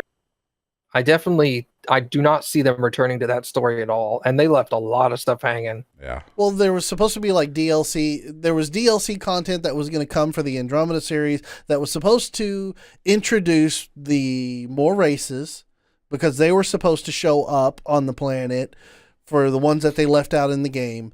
And then because of how poorly Andromeda was received, they took that DLC, they took all that story that was going to be in there and said, well, now it's in the comic book. Yeah. They were originally planning to make 3 DLCs. And as soon as Andromeda hit, they waited like a month or 2, and then they just were like, yep, all the DLCs came. That's so fucking dumb. It's like, yeah, I realize your game has a huge... I get it because it has such a bad reputation that the DLC is not really going to sell all that well. Well, yeah. So here's my question then. All right, so Matt, I'm going to put you as head of BioWare right now, and you have the power for the new Mass Effect game. Where do you place the setting of Mass Effect? Oh, I can answer this one.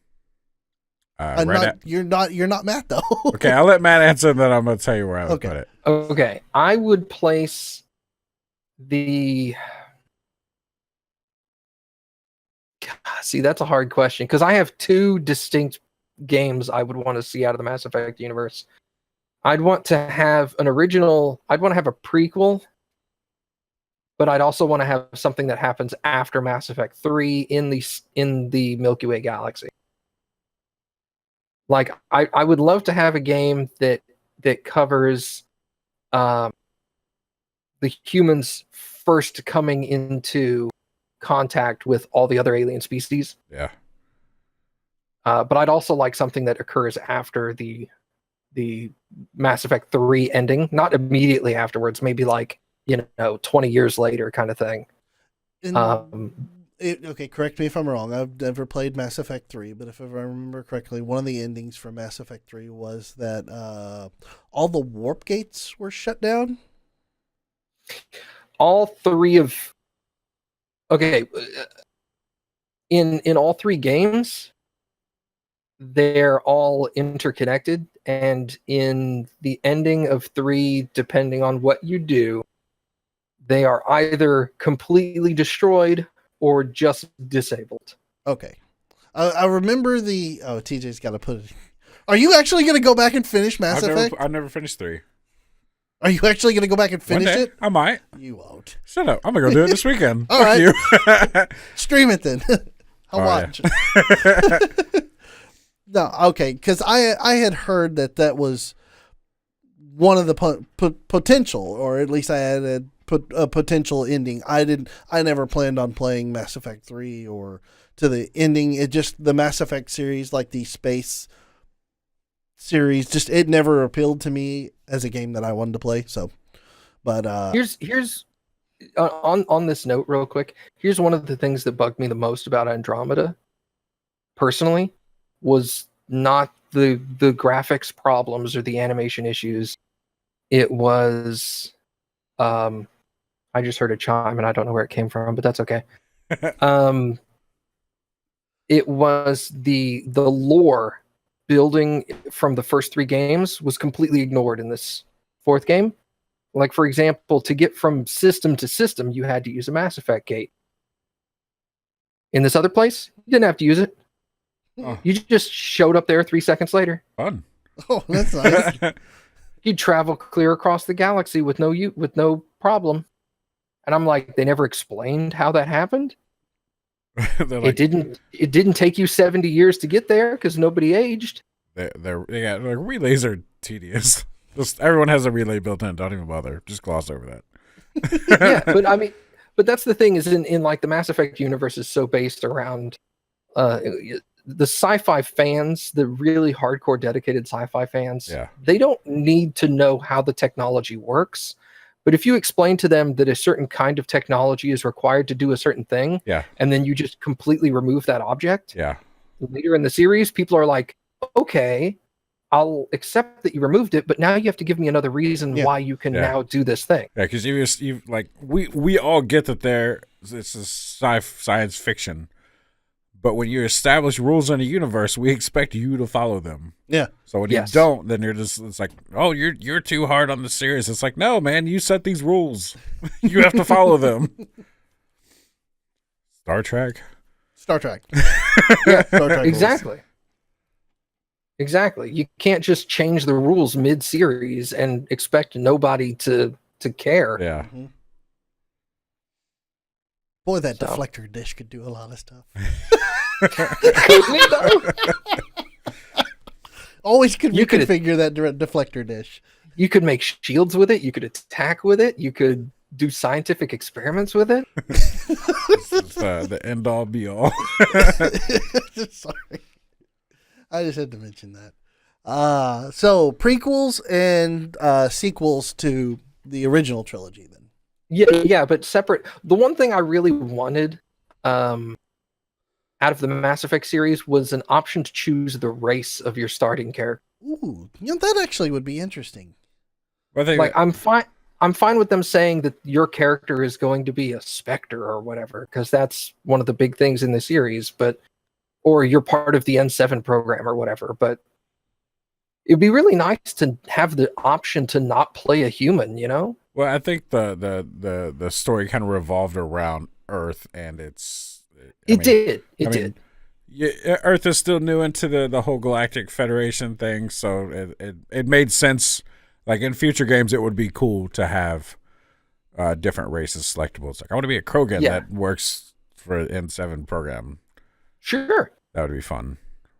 Yeah, that's what I was hoping with Andromeda, because I'm like, going to another galaxy, they can change a lot of stuff. Yeah. And I was all like, they don't have to abide by some of the rules in the original universe because there's no infrastructure here for us. Yeah. And they were just like, nope. You want to be a dude or a chick? You're Earthling forever. Yeah. And I was all like, I mean, fine, okay. But I'll be Jennifer I Hale. I would really like the option of choosing, maybe not out of every race in the series, because there's a crap load of them, but maybe like give you like 4 options. Yeah. And I'm sure they could create some lore for that to make sense. Yeah. Because, I mean, you set the Mass Effect series, boom, 100 years in the future. Now you've got all sorts of, like, integration with different races living on Earth, and easy peasy. Sure. And it doesn't even have to be Earth. They could be like, now you're part of the Solarian League and doing stuff over there. Is that what it's called? I forget. I know it's Solarian something. I think Solarian League is something else. But yeah, it's been a while. I'm down. Okay. All right, TJ. So since you wanted to chime in. Well, what I would do is I would go back in time, like way back. This would be like a prequel of prequels. Like there's magic and stuff, and we're going to change the name from Mass Effect to Dragon Age and call it Dragon Age 4. So you're just like, fuck the Mass Effect series. Let's give you another Dragon Age. Mass Effect needs a break. We need another Dragon Age. I did like Dragon Age. I love Dragon Age. I've played all 3 of them. I played the first one. I did not play the second or third one. I played them and forgot about it. Like, I played Origins and forgot. I think I actually played Dragon Age 2 first, and then I picked up Origins and I played it, and I was like, a lot of this is making sense now. And then I played Inquisition, which I liked a lot. It was just, it could have been better.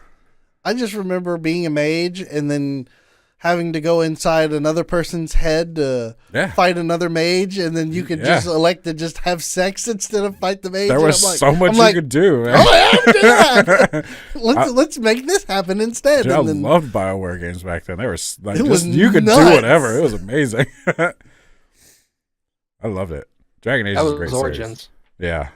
That was crazy amount of fun back then. I think you finished that actually. I need to finish Inquisition. I still have it. I have like 4 characters. I don't even have Dragon Age anymore. I think I have it as a download for the Xbox 360, and that's it. Yeah. I think I still have all physical copies. I don't have any. For the 360 and then Inquisition for Xbox One. I think it was still back in the time where I would trade games in. Yeah. That was a dumb thing to do. I never did that until the only time I traded games in was for Michael's wedding. And that was because I'd quit my job like a dumbass like 2 months before the wedding. I was like, oh, wait, I don't have any money to drive all the way out there. So I sold all my PlayStation 2 games. Oh. Cool. Anything else? Matt? No. Sorry. Okay. I'm sorry. That was the extent of my news. Awesome. All right. Well, that's going to be it for the news this week.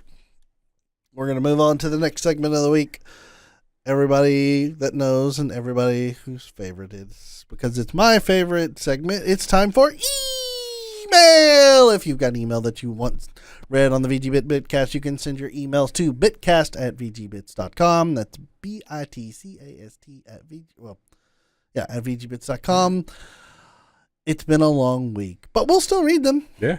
All right. So, we have 14 new emails. Mike went on an email spree. Unfortunately, as you can see, half the group is not here, so half of the emails will not apply. Next time we see them, we will have them answer as they can. So let's start off with the first one. This one was the email subject line, and the only reason why I can do this one is because I do have this answer, is email Curtis edition. So Mike writes in and says, my question for Curtis this week is, how does it feel to be the Towerfall champ? And Curtis responded, let me roll back into his response right quick. And Curtis responded, awkward, dead, silent pause. Yeah. I mean, So while he's looking for that, you guys can follow us on Twitter at VGBits.com. You can follow Daniel at Athosian, which I'm not going to spell. You can figure that one out on your own. Or is it Athosicus? It's Athosicus. Okay, that's what it is. Yeah. And then you can follow Matt at Awesome Matt G. You can follow me at Lucid Burrito, and the rest of them are out of luck because they're not here. You can, if you're watching the YouTube video, our Twitter That's handles that are too. down below us. So, Curtis replies. He goes, I don't consider myself the champ. I've had a little bit of strategy and a lot of luck that has fallen in my favor. Towerfall has quickly become one of my personal favorite games for our arena challenges, though. The chaos, the randomness, and the overall fun of being able to compete with my VGBit brothers is really what I consider a win. So that is Curtis's What a response. humble way of saying I'm fucking badass at this game. Yeah, Curtis. We'll see. We'll see how well he does tonight. We'll probably play some Towerfall. Probably. Towerfall is always a Good game. good one. Okay, this is Mike's email. I'm sorry. He responded and said he can't say that he's ever had a deep fried turkey, only traditional. Me neither. What? Yeah, I never had deep fried turkey. I said that last week. I'm still surprised. Yeah, I know. I'm sure it's good. It's awesome. I'm Oh, sure. it's so tasty. Gotta have a deep fried turkey at some point. It's too tasty. All right, here we go. This is email Daniel edition. He says, my question for Daniel this week is, what's an anime you're really into this season? This season is really hard to watch, honestly, because I only am watching 5 out of 24. That's too many. 5 series out of 24 series that was released this season? No, that's not. Usually I'm anywhere from 12 to 14. There's not a whole lot this season that has just really appealed to me. Goblin Slayer is becoming more and more so my favorite. It's a little gritty, but the early themes that they had where the goblins were basically just raping people to death, not so much a thing anymore in the anime. They've kind of toned it back, and it's more so about this dude as being a badass goblin killer. And now they've added more party members into it, so it's getting interesting. That one is one that I'm really into, and then the reincarnated as a slime. That time I got reincarnated as a slime. It is somewhat interesting. It's I keep seeing in the intro for that it is one of those where they're like apparently way down the line he gains a human form, but he looks like a pretty girl, but still a guy. So there's something that happens. I don't know. It gets like amazingly awesome apparently, but right now it's just a slime. So Fun. I will hold continued judgment on that because it's one of those strange ones. But outside of that, those are what I'm really into this season. It's only 2, which is kind of sad because normally it's a hell of a lot more. Yeah. So, next email. This one was for Cody. Cody's not here, so Cody's reply right now is no comment until he comes back and says something. This is email TJ edition. It's me. When are you going to beat me in Rocket League is Mike's email. Anytime, anywhere, as long as it's on the weekend. Hey, Mike, there you go. Anytime, anywhere on the weekend, TJ will beat you in Rocket League. I'm always open to play Rocket League. That is very true. I can confirm. I'm like, you want to play Rocket League? They're like, not with you. And I'm like, okay. All right, this one is email Matt edition. Snap. Can I film when you and Cody touch butts for PAX for research purposes? No, he's going to be involved. There you go. But I mean, you can get a third person, like an additional fourth or fifth person or whatever to film. Yeah, sure, I'm fine with that. But I mean, it's going to be kind of tricky unless you're trying to do like the whole selfie angle. Like, You just put the camera up and be like, butt touch. butt touch. butt touch. Last one is from Michael. Michael isn't here. It was email Michael edition. While playing Red Dead Redemption 2, how has your hat fared? Michael hasn't responded yet. When we get a hold of him on the next podcast, we'll find out how his character's hat is. I like that you almost went to the southern dialect while playing Red Dead Redemption. While out there playing that Red Dead Redemption. One of these days, I'll make a supercut of like every flubbed line. It's not a flubbed line. It was. It was the southern twang. But you corrected it, which makes it a flubbed line. It's not a flubbed line. You said while playing. Just because I have a little bit of my southern come out. I hate that too. It's like, you guys watch TV? Shit, sorry, I don't know why I said that like that. It's like anytime that I talk to my brother or my dad, there's just like full on Texan burn. It's just like all the y'alls and ain'ts and the hells. Well, I say y'all and ain't plenty, but it's like there's certain words that will just like baseline dip right into Texas slang, then come right back out. And I'm like, I'm sorry, I didn't mean to say that like that. Nah, see, this is one of those things that Holly has even noticed is when I'm talking to anybody else down here, like a teller or something. I try to keep myself at a non-Texan slang. Yeah. But when I start talking to my family, it just devolves into almost like Creole, no lips touching. You know, one of those things. Yeah. It's just, I get so Southern. And she goes, you have an accent. And I'm like, I don't try to. It just happens. It just happens. But then again, she's from Hawaii. So what does she know? she knows Spam. she knows pigeon. That's what she knows. And she knows pigeon and spam. Pigeon and spam. That's what she knows. So. All right. So those are the emails for the week. No questions, but if we want to throw out a question to the audience to ask this week, I have a good question. Anybody has any good questions to ask? I got nothing. It's November.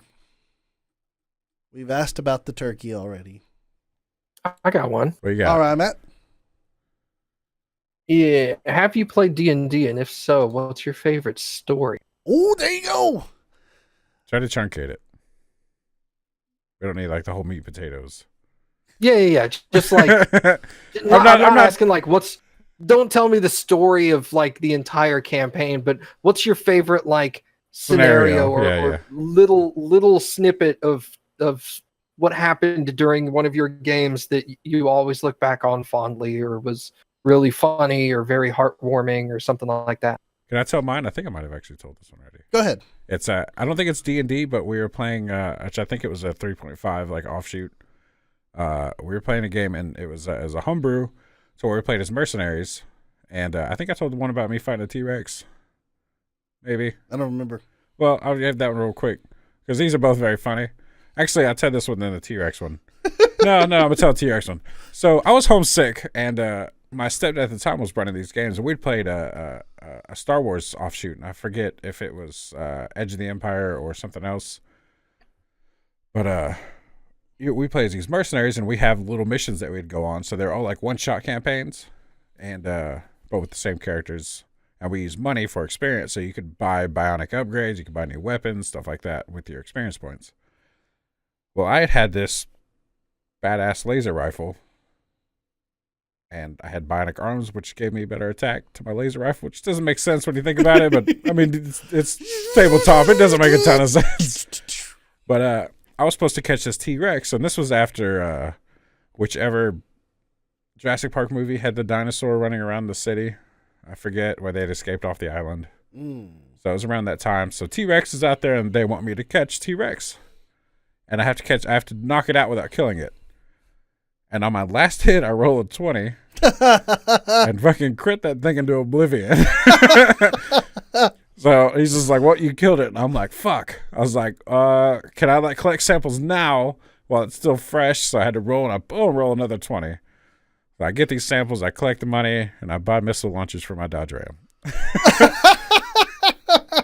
Because we all had vehicles. And I was real big into Dodge Ram, so I had a badass Dodge Ram. Another one though, real quick, we had just finished a campaign, and we were at it's like a bathhouse. So we're all like, it was me, my brother, my cousin, and I think a friend of ours. So it was like 4 of us, and we're all in places. We're all naked. We're all teenagers, so it makes sense for us to be naked. And there's girls, and it's all horny, pervert, teenager stuff. And then boom, we're attacked. So I'm like, I gotta put on my clothes. So DM's like, roll to get your clothes. I won that shit. So he's like, you got no clothes. So I'm like, well, I grabbed my gun. So I'm fighting this whole thing naked. And it was fun. It was a good time. Natural one. Now you're naturally naked. So that was my fun campaign story. Oh, that's funny. I wish I could remember that system that we used, because I would love to play that again. I just like the whole mechanics behind it. So tell us your story. Yeah, tell us your D&D story. We will read it on the air. Yeah. On the air, as in this is being broadcasted, which is not. Yeah, we'll read it online. Yeah. It'll be great. We're on the radio waves. Internet's radio waves. We're on the internet waves. Tubes. Cue Beach Boys theme song. Oh my god. I wish they all could go back to D&D. I don't know. All right, gentlemen. Oh, good. That'll be episode 44 of the podcast this week. Matt, TJ, thanks for joining me as always. Yeah, man. Yeah, man. And we will see you all next time. What? We both said yeah, man. Yeah, man. I think I stole that from Matt. Sorry, Matt. I still love you. We will see you all next time on the Bitcast. This has been episode 44, November 10th, 2018. Bye, everyone. We're out.